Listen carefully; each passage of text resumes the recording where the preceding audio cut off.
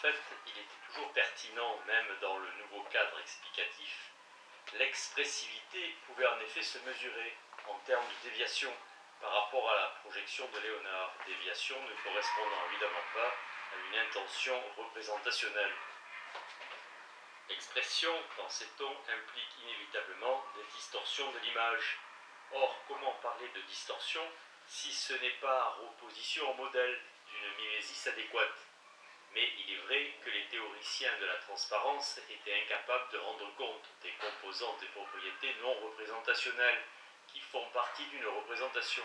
De l'autre côté, la situation nouvelle n'impliquait pas qu'on pouvait faire l'économie de certaines décisions parallèles à celles que devaient prendre les théoriciens de la transparence.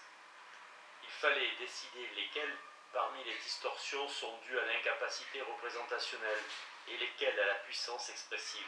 Il existe une théorie quelque peu inepte selon laquelle toute déviation est pertinente du point de vue expressif.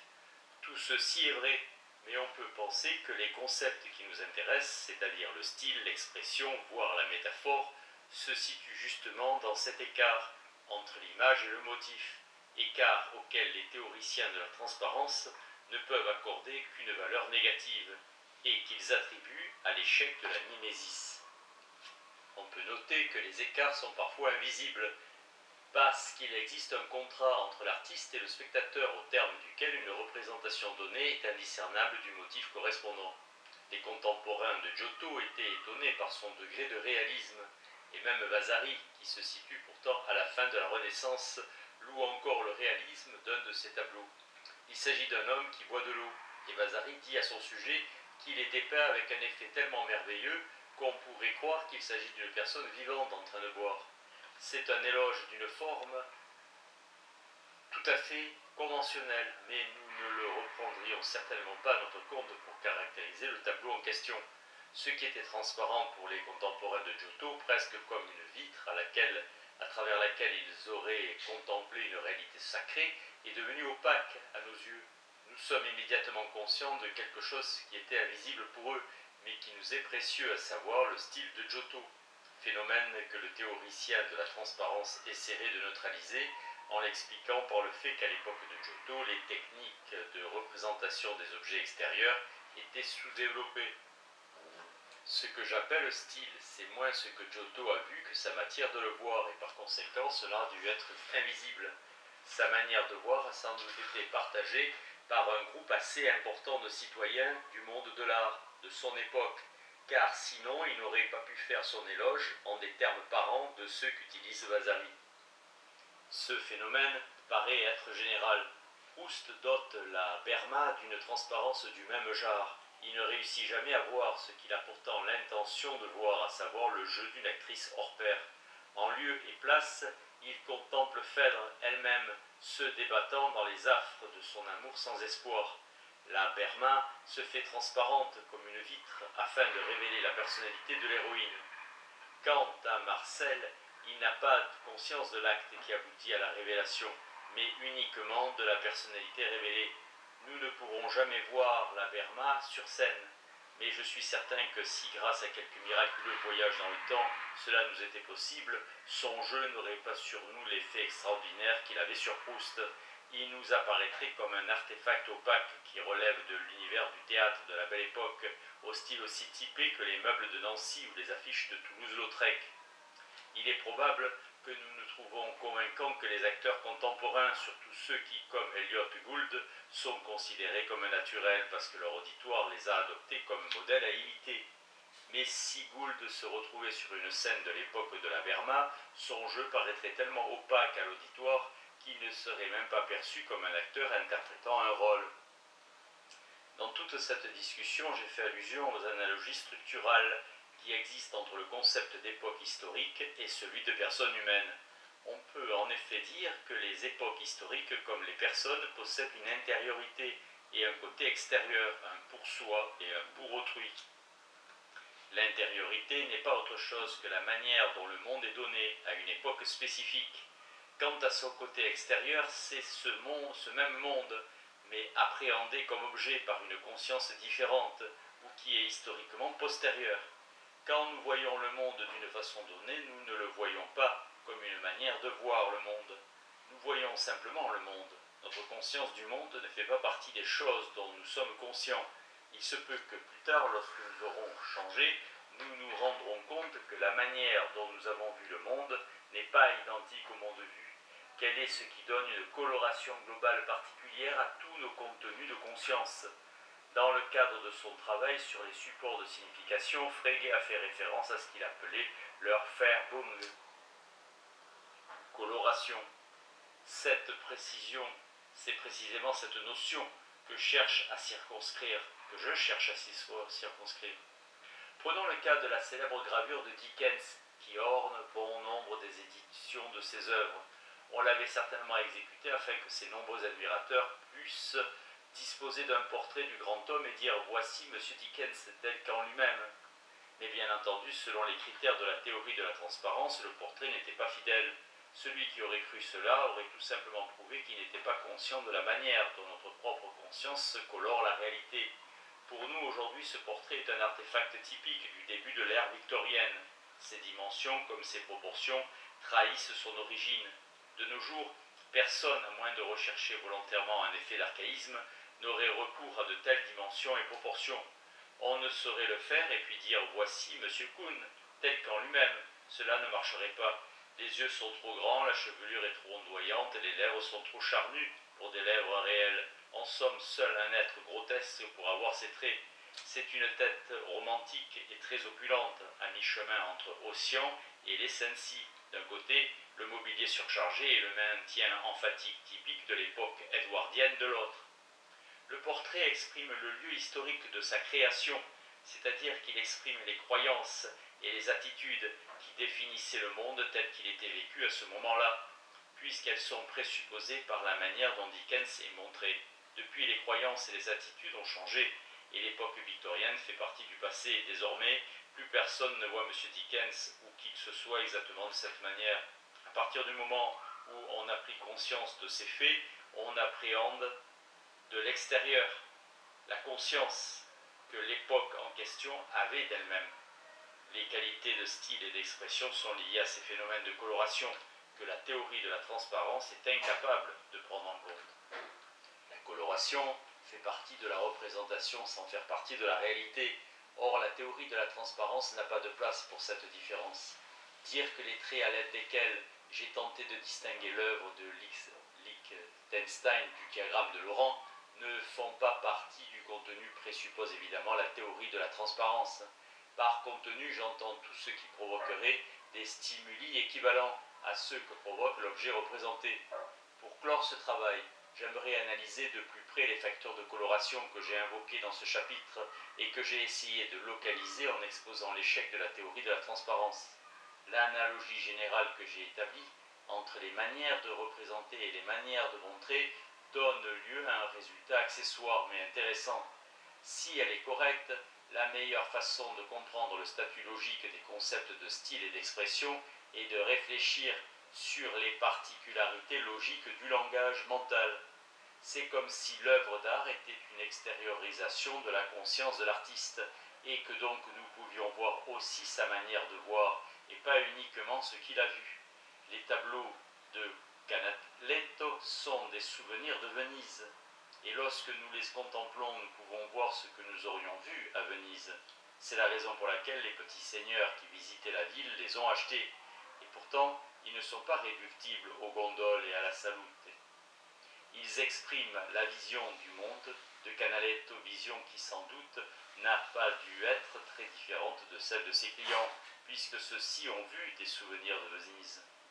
À leur façon, ces tableaux sont aussi magiques que la ville, peut-être parce qu'ils sont la ville devenue consciente d'elle-même, ou parce que Venise elle-même était déjà une œuvre d'art. Mais revenons plutôt à nos considérations d'ordre logique. Métaphore, expression et style. Pour distinguer les œuvres d'art des autres supports de représentation qui leur ressemblent sans partager leur statut, j'ai introduit les concepts de rhétorique, de style et d'expression dans l'espoir qu'ils nous permettraient de nous approcher davantage d'une définition de l'art. Parmi les trois, c'est sans doute le concept d'expression qui est le plus pertinent pour l'art. Après tout, il y a eu des gens pour considérer que l'idée selon laquelle l'art est une expression était la définition recherchée. Cette pertinence serait d'autant plus grande s'il s'avérait que les œuvres d'art, dès lors qu'elles possèdent un sujet, ne se bornent pas à la représenter, mais encore expriment quelque chose à son propos. Ainsi, il n'y aurait pas d'œuvre d'art sans expression. Cependant, étant donné que le style et la rhétorique, même si les manuels ne le confèrent guère le statut de notion fondamentale pour la théorie de l'art, ont eux aussi rempli une fonction de critère de discrimination dans notre analyse. Il est fort possible qu'ils aient un certain nombre de traits communs avec le concept d'expression, et nous aurions intérêt à identifier ces traits. D'ailleurs, le concept d'expression lui-même s'étend sur tant de domaines différents que tout philosophe pour qui l'expression est un facteur important de l'art court le risque de passer son temps à en examiner tel ou tel aspect précis qui pourrait bien n'être que d'un intérêt marginal pour la philosophie de l'art. Je poserai donc que le point d'intersection entre le style, l'expression et la rhétorique doit être proche de la définition que nous recherchons. En nous souvenant dans ce but, nous disposerons peut-être d'une amulette protectrice contre le danger de nous laisser entraîner trop loin par des concepts qui sont à la fois fascinants et difficiles à manier, et dont chacun a donné naissance à des bibliothèques entières visant à l'élucider. J'ai soutenu que le portrait de Madame Cézanne de Liechtenstein utilisait les diagrammes de manière rhétorique. J'aimerais clarifier cette affirmation, et à cette fin, je mettrai en lumière quelques traits qu'on associe couramment à la rhétorique. La fonction de la rhétorique comme pratique est d'amener les auditeurs d'un discours à adopter une attitude spécifique envers l'objet de celui-ci, de les amener à le voir dans une lumière particulière. Ce surplus d'activité qui va au-delà de la simple communication des faits explique pourquoi la rhétorique semble être manipulatrice et le rhétoricien insincère au point que l'adjectif rhétorique est pratiquement toujours péjoratif.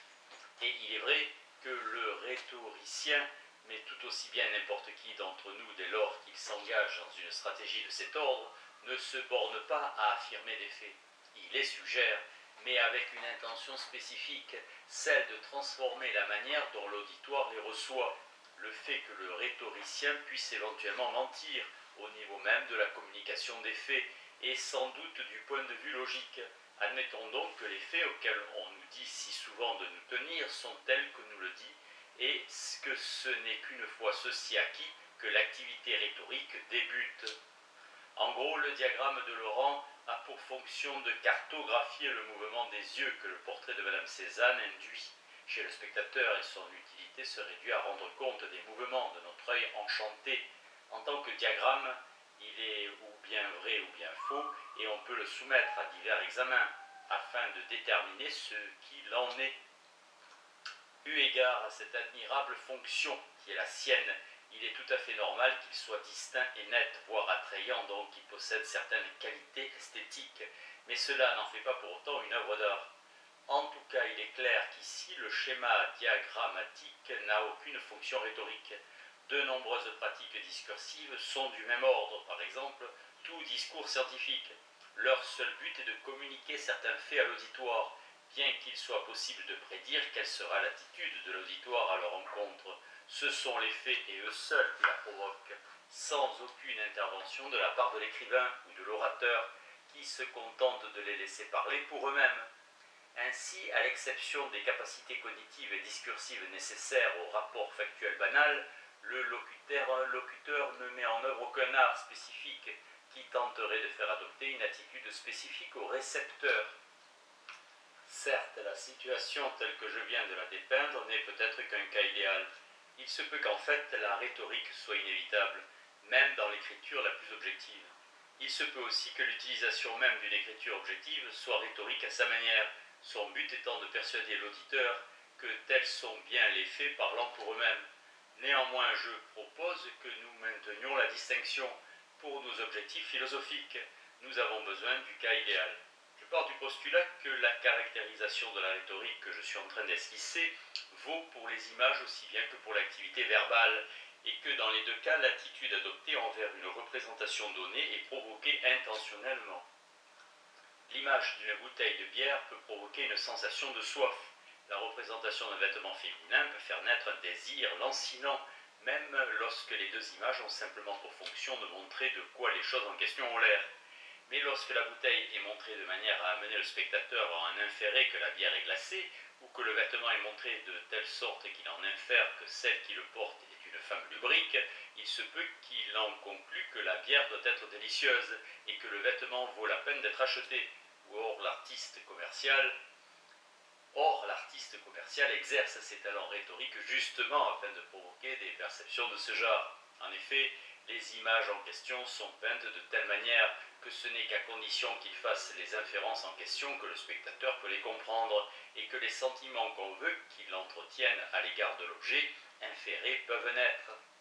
La distinction entre l'image de la bouteille givrée, dont le but est d'amener le spectateur à imaginer un état de soif et son épanchement, et les tableaux de Carlo Dolci, avec leurs personnages aux yeux démesurés, d'où s'écoulent des larmes, et qui veulent provoquer une tristesse pieuse, n'est pas si grande qu'il faille supposer qu'en parlant ainsi de la rhétorique, nous ne prenons en compte que ces exemples les plus clinquants. Je m'intéresse uniquement au statut logique de la rhétorique, c'est-à-dire au fait que son intention est de causer des attitudes, indépendamment de la valeur des motifs qui la sous-tendent. Il est vrai que les saints et martyrs de Dolci, avec leurs yeux démesurés, sont trop sentimentaux pour notre goût actuel. De même, ces motifs sont trop visibles pour réussir à nous amener à adopter l'attitude escomptée, ce qui signifie peut-être que dès lors qu'on est conscient des moyens rhétoriques, leur effet est contrecarré. Mais on peut trouver des aspects rhétoriques même dans l'art le plus élevé, et il se peut qu'une de ses fonctions majeures soit moins de représenter simplement le monde que de le représenter de manière à nous amener à le voir selon une vision spécifique et à adopter une attitude particulière à son égard. C'est là du moins son but explicite à l'époque du baroque triomphant en Italie, où on demandait aux artistes de provoquer chez les spectateurs des sentiments capables d'élever et de confirmer la foi. Et de nos jours, le réalisme socialiste et l'art politique en général poursuivent le même but. En fait, il est difficile d'imaginer un art qui ne vise pas à produire quelque effet chez celui qui en fait pleinement l'expérience. Cet effet pouvant être soit une confirmation, soit une transformation de la manière dont il voit le monde. Envisageons quelques exemples. Une sculpture de Napoléon, en empereur romain, ne se borne pas à le représenter vêtu d'un costume suranné, supposé être la réplique de ceux que portaient les empereurs romains.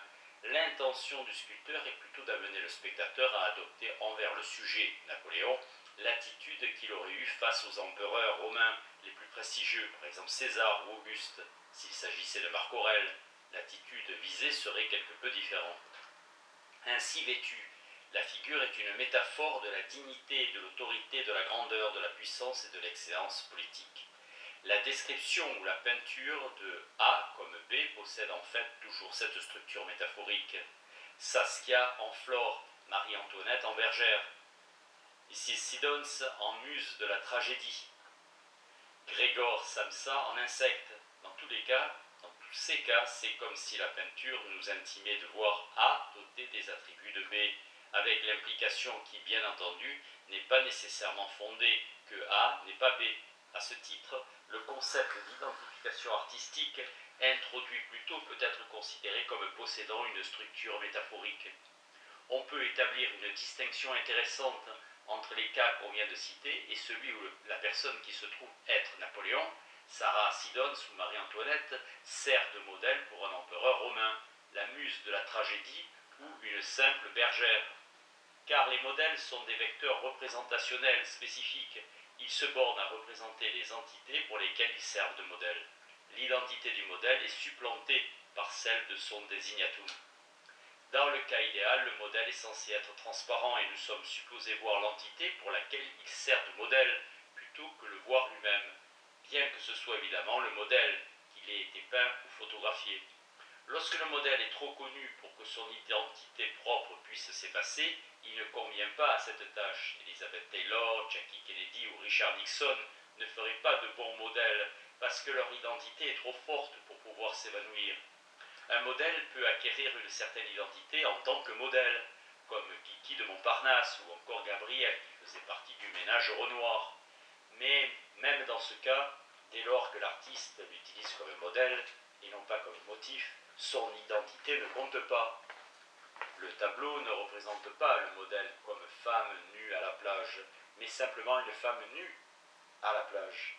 Saskia est parfois un modèle, parfois un motif, comme lorsque Rembrandt l'a peint coiffée d'un chapeau d'été ou gisant sur son lit de mort.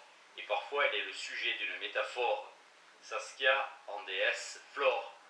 Le fait que le sujet garde son identité et soit reconnu comme tel fait partie de la structure de la transfiguration métaphorique. Il s'agit donc d'une transfiguration plutôt que d'une transformation. Napoléon ne se transforme pas en empereur romain, il emporte seulement les attributs.